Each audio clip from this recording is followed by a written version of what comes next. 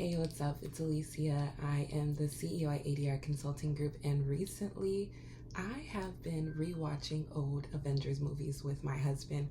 And recently we watched Avengers Endgame. I really hope at some point my work is no longer needed. My services are no longer needed. I hope there is a day when we look at the workplace and we look at cultures within the workforce that we won't have to talk about how to make sure that everyone feels valued and welcomed and belongingness.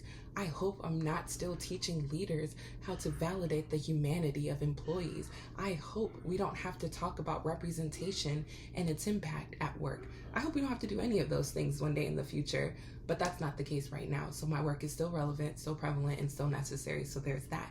And so that led me to think, then what is your end game when it comes to promoting a more diverse, equitable, and inclusive workplace environment? What's your end goal here, right?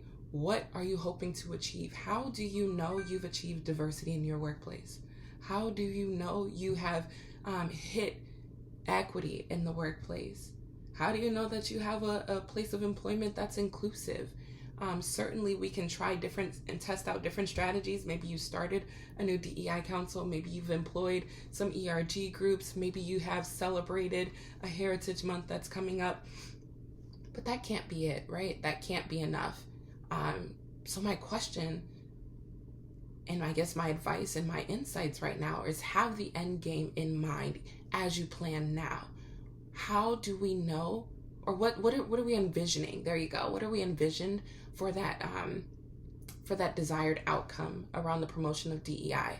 What will it look like? What will it feel like? What will it sound like, right? What are those indicators of success? And that might look different for everyone. But my point is you should have those outcomes in mind so then you can actively start working towards them. So you can develop specific goals to work towards those outcomes.